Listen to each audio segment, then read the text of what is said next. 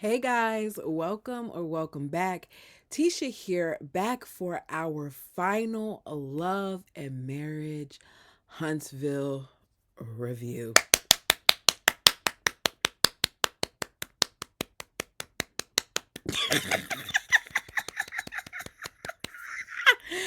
Because the way that I feel like they wasted our time with this last installment is so disappointing to me, and I feel like they dropped the ball, and I don't appreciate them giving us the kiki segment at the end. I feel like they should have addressed this very early on. I feel like this was very lackluster. I feel like there's a whole bunch of stuff that we didn't talk about, like did I miss it? Because I know that some things have been taken out based on the whole situation with Destiny and her grooming allegations. But did I miss the part where they talked about the major bomb that was dropped between Tisha and Martell when they had the field day? Like the things that they said to each other and that argument was had. How do we skim past that section and get multiple segments of Blondie, her Ken, and her husband? How do we do that? I'm gonna be off camera for most of this because I got a headache and I really want to turn the light off while I do this review. I'm gonna use my notes, y'all. I'm sorry, but I can't do it today. I'm not feeling it. So do me a favor, hit the like button as we kind of get into this. Before I forget, one of the things that I want to say is that Ken kind of pissed me off during this episode because I feel like Ken takes joy in being able to clown Marquez or to point out all the things that Marquez isn't doing by saying the things that he does versus the things that Marquez doesn't do, and how he contributes this finance and lets the son do this and the son do that and all these other things. But I think, Ken, you don't realize that we think you're a clown too. Because even if it's going to happen in 30 days after you've been with her for 3 years, it's clown like behavior that you waited this long and that you were the one who paid for the divorce. Because it seems like the only reason why she's going through with it, in my opinion, is because you've been hounding her about it. It's not something that she necessarily wants to do, because she told us in the last episode she has her own money. She's an engineer. She could pay for it. So why hasn't she done it? So we resume the episode with Martell joking about sleeping with Trish. Ken doesn't like it. Carlos goes to move on, and Melly, who previously said that she was not going to address Martell, decides that in this moment she's going to address Martell, asking him if he has anything to say to what Ken said, because he seems to have a lot to say when it comes to the females, that he's always trying to go back and forth with the females and he's always trying to argue with the females, and Martell claims he doesn't have a lot to say because Ken, unlike I guess the females, wasn't being disrespectful about it. I think that Martell is intimidated by Ken. Now, I personally think Ken is a bunch of talk, and I think that the muscles are there to overcompensate, but that's just my opinion. Either way, Martell to me appears to be afraid to say certain things to Ken. I personally think that all of the men have more heat when it comes to arguing with women than they do with each other, partially because they know each other's secrets. So the guys are laughing, and Maurice really gets a chuckle out of it. And Martell seems to be a little bothered by the fact that Maurice is laughing. And he's like, "What you want? It was a good joke. Like, what she said was funny." And I appreciated him laughing because it was funny. So Mel is chuckling too, and Mel asks Tisha if, she gassed him up. And Tisha and her husband are like, "Yeah." I think Mel took pleasure in getting under his skin. So Carlos wants to know if Martell feels like he owes Ken an apology. And Martell says, for what? He then starts yelling about how they didn't do this to Mel, and it's a bunch of yelling back and forth. That might be why I have a headache between Martell and some of the others, and he's yelling in Nell's ear, and Nell is telling him to shut up, and it's just a whole bunch. And I just said that they are doing too much. So Carlos asks basic questions, and then Mel starts to talk across the stage like she's trying to move things along, like she's the host, asking Chris about what the true story is behind Trish. Did he send Martell info, including a picture of Trish and her name, and that Martell went to go find it? And Martell is trying to get Chris not to say what he did, but Nell is like, go ahead and tell the truth. Like, don't ignore her question, tell the truth. So Chris confirms what he already told us, which was that he was in the gym on the phone. He told, Martell about the girl, and Martell decided to do the rest. Trish admits that she went to train Martell at his home. She says that it was a nice neighborhood, though, so she assumed that there was a clubhouse or something there that had fitness equipment, because Carlos is trying to, dig. Carlos shades Trish the entire time about her not telling the truth and about her not really going over there to work him out and just all this other stuff. And I get it, but technically speaking, you can go work out at somebody's spot and not have heavy equipment. Like, there's a lot of things that people have been able to do with freehand weights and stuff like that, kettlebells, etc., etc. So for him to act like she couldn't work out with him at all, yeah, I do think that they did more than what they're saying, though. She claims she didn't know that he was married until she got there because she never watched the show. Carlos isn't really buying it. I'm not either. Ken feels like, Martell is lying about his intentions to have Trish over, because regardless of what he's saying, she's a beautiful woman. We then get on to the argument that we saw at the end of the season. Ken says that what Trish was saying isn't true, that Martell is not an issue in their household, that Trish is a lot like Marceau. If you go low, he's going to go lower. Now, Ken claims to 100% trust Trish, and I just find that to be crazy, because Trish isn't somebody that he should trust. She's proven time and time again that she's a liar, but he's saying she just lied about that one thing.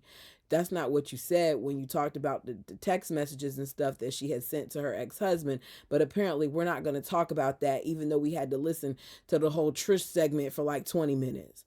So Martell's like, he doesn't feel like he needs to apologize, and he doesn't. To be fair, I don't think he should have had to apologize either. I don't think she helped the situation, and I think that they're both lying. So Marquez comes to the stage, and Ken immediately, to me, seems bothered. Y'all tell me what you think. Quez, whatever his name is, continues to make excuses on why he's not present in his kid's life. He's blaming Trisha and Ken. I do think that there are times where Trisha and Ken overcomplicate things or demean him or talk down to him, but I don't like him using that as an excuse about why he's not there for his kids. I don't like them. I don't like Barbie or Ken. I don't like Blondie or her man. But it's not on them to make sure that you have a relationship with your children, especially because your children are of age that you can communicate with them without having to do so through her. I will say this. Y'all can disagree with me. That's fine. Ken remains too involved. Ken, as I said in previous episodes, in my opinion, is too involved for a man that is not this lady's fiance or husband. He is too loud of a voice. He always has to say something. I don't think he should be as vocal. I think that Trish is more than capable of saying what she has to say herself. I don't understand why we feel like we need to hear from Ken so much, because I think that Ken has this tendency to always try to point out what he does. He's always trying to flex on Marquez, and Trisha likes it. Like, she enjoys watching him demean him. And I'm not saying had the roles were reversed, reverse, I might have felt the same way. But I just feel like you sitting there enjoying this, him overly inserting himself, it doesn't help the situation. So Carlos asks, like, when did you leave? He says he didn't leave until October 2021. And Ken was in her DMs talking about what he would want to do as early as 2017. Now, Ken tries to deny it. Trish was like he wasn't staying there at the time, even though he didn't leave till 2021. Ken starts talking about all the things that he's done and how for the birthday he couldn't make it, and he gave the young man, Trisha's son, his car so he could drive to Atlanta. And then Trish chimes in about how he's only seen him 3 times since Mel's event. And Marquez says, you the bonus guy. Stop playing like you're my kid's parent and their father. Then we get to hearing about how he talks to his kids every day and other people are interjecting, and I don't care. Like I wrote in all caps, I don't care. Ken then calls him a bum. You wonder why this man doesn't like you and why y'all have issues, and it's because of stuff like that. Neither one of them, or no, the 3 of them, don't respect each other, and they make it overly complicated for these kids. I do not think that them being on this show helped the situation. I personally hope that those jokers don't come back next season because I'm over them, but they probably will be invited back because what storyline is Destiny going to give us? What is Martell going to give us unless his side piece comes? Hopefully Tisha and her husband will show us some stuff like Kimmy, and like there's so much about this show that I feel like I'm wondering what's going to happen just because a lot of them don't give us anything. The last couple seasons have been dry for that very reason. So, they talk about the divorce and if she's divorced yet. She's still not divorced. It's been 3 years and the girl isn't divorced. She starts talking about how, she did sign it, he didn't sign it. Then Ken, of course, interjects again, talks about how he's the one, who paid for it because Marquez couldn't afford it. It's too much for him. They argue back and forth. Again, I feel like it's never going to work because it's just too much ego in this situation. Only thing that I agree with all that has been said is that as far as Quez, whatever his name is, I don't even care, is concerned, is that Ken uses his money as leverage. He does. And I feel like that argument that he had with Trish was very telling. And I feel like he feels like Trish really can't do it without him. I'm not saying he doesn't love the kids, but you bringing up what you've done for them, to me, it seems like you're doing it for the wrong reasons. My ex would never do that. And my ex did a whole bunch for my son when I was dating him. Like he did a lot of things for my son, more than, his father did. And that's not knocking anybody. That's just speaking facts. And he did that without needing to put it out there that he did it. To this day, he still will not say all of the things that he's done. And I personally know those things. And I just feel like it's a different caliber of a man. You don't have to say what you do. Like what's known doesn't need to be said. As far as Ken is concerned, only thing I agree with all that back and forth that he had to say is that DNA doesn't make you a father. I do feel like he is a father figure to those kids, but he is not their father. That much I'm going to say. They're older. You haven't been in their lives long enough, in my opinion, to be considered a father. Maybe you could be a father figure, but you're not a father to them. Not yet. I don't care about these people. Marquez presents Mel with flowers and asks, to have a business meeting. I don't even feel like we should have seen that part. I think there are so many other things that we could have seen, but Carlos continues to waste our time. So we go on break and we return with the ladies and flashbacks of that long, boring looking, problematic trip to St. Thomas. Nell and Destiny, no, all of them are exes. They had fun. He gets to Nell, who says that she didn't have fun because it was a lot that was going on. Tisha says that her main complaint was the rules. Her and Kimmy felt like the rooms were disrespectful. And Kimmy adds that she feels like she caught a stray because Destiny's coming. it being announced that she was coming, she caught a crossfire. Here's the thing, and looking back at it, I don't remember what I said in previous seasons, but I do believe that Mel was being petty when she signed those room assignments. I do believe that Mel was mad that Tisha was coming, and as a result of that, she did what she wanted to do to get back at them. And I don't like it's passive aggressive. Like, address your issues and keep it moving. So, Nell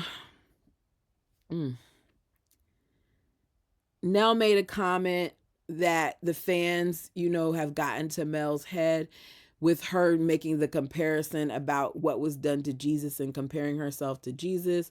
Mel says that Nell's comment was ridiculous, and Nell says that she made a damn joke, just like Mel. I personally felt like there was a lot of heat with that. I'm glad it didn't turn into an argument. I don't understand how this whole entire mentor thing has turned into this level of venom, but okay. So Nell thinks that, Mel's head has gotten big. It may have. I can see why people say that. However, I feel like Mel isn't alone.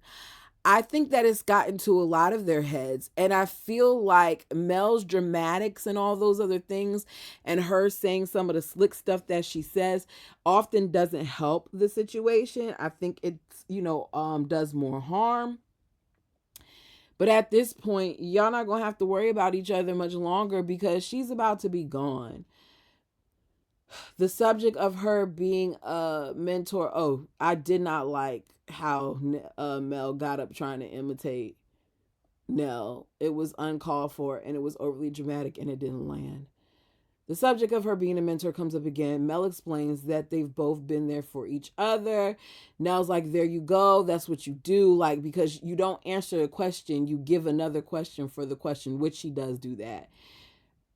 To shut her down, Mel says, I appreciate you. I want you to hear that. I appreciate you. I apologize to you previously, and I'm letting you know again right now that I appreciate you. And I think she was sincere in that. I think she was sincere in that moment, but I do not think that those two ladies will ever be in the place that they were, because I do not think that Melody trust Nell anymore. And to be honest, after listening to Chris Fletcher's daughter Lexi's story most recently about the situation with her father and their true dynamics, and the fact that they basically lied to us about a lot of stuff when she first came on this show, I don't blame Melody for stepping away from Nell. Next, we talk about Destiny and her mouth and I'm sorry, and how Carlos thought that they came to like a cordial ground, a common ground. We know they didn't, though. Destiny doesn't like that Mel painted the picture like she was needy. That's not where the issue came, though. The issue came, Destiny, when you went back and you started doing podcasts and things of that nature, saying the opposite. Or when you went back and you were talking to Martell about the situation and you lied, acting like it was something that it wasn't. Mel points out, look, I said she was needy because it had been years since we've been around each other. And here we are in this environment, and everywhere I'm sitting, she's right there, right in front of me, saying things, all this other stuff. We haven't, been around each other in years. And they start going back and forth, and Carlos cuts it short. And Mel says, nothing will be resolved with them ever. Like, it's a wrap. And of course, Destiny tries to have the last word. I feel like after all that's transpired, they should be done. I don't understand what Destiny's obsession is with Mel. I really, really don't get it. And I don't think I ever will.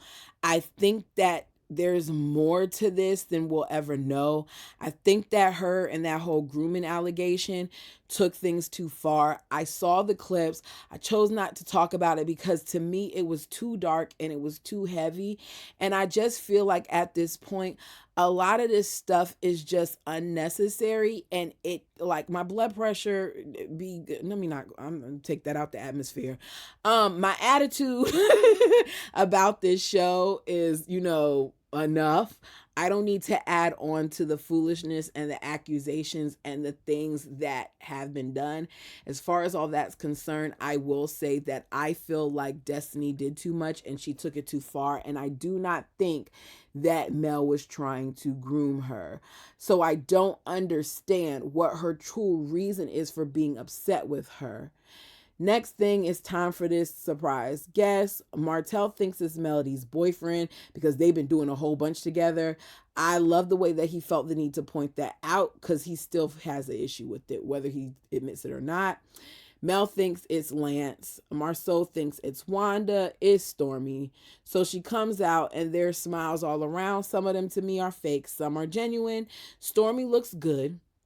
That green was really pretty on her, but she looked uncomfortable in that dress sitting down, like that corset and stuff, the way like the extra back meat came out. And I'm saying that as somebody who has big girls up top and I got extra back meat, so I'm not coming for Stormy. I think that Stormy looked good. They begin, we find out that they've begun the process of her looking at a surrogate, that she's been busy, and she basically came back to be like, look, y'all talking about what y'all doing, I'm gonna show y'all what I've been doing, which I've been making money. I did this on TikTok and did that on TikTok, and she's made a whole bunch of records. She made over $1 million in sales. Like, she's done a lot of things.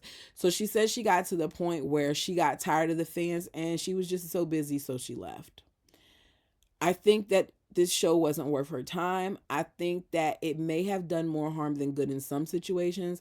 I said it before. I've purchased Stormy's products. I used to love them. I no longer feel like they work the way they used to. I don't know if I got a bad batch or what, but the last time I ordered product from there, I wasn't really pleased at the return time or my merchandise. But I think that Stormy has done an excellent job nonetheless. I think that she doesn't need this show and she's moving on. Courtney didn't come because he really wasn't for the show in the first place. He basically was there because she wanted to be there. Next thing, we get flashbacks of Kiki. I hate, as I said, that they did this towards the end. The cast is crying. They did a memorial service for Kiki that we didn't even get to see until now. And I know there were mixed statements being made online about that whole situation, if they were allowed to talk about it or not. And I feel like they did a disservice to Kiki by only giving her like 5 minutes, if that, of conversation. I don't think that it was right. I don't think that we should just be seeing this now. Apparently, Tisha's the one who did it. Tisha and Kiki, as you all know, if you've watched the show, were at odds because Kiki at some point spoke up against Tisha and her husband.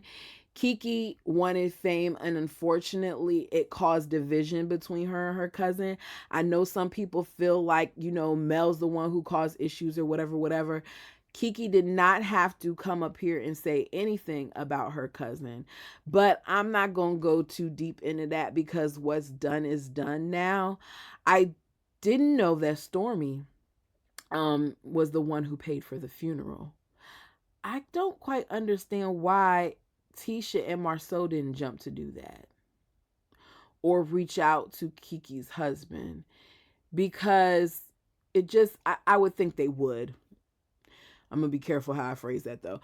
Despite how Tisha and Kiki were in the past couple years, Tisha says that Kiki was her sister cousin.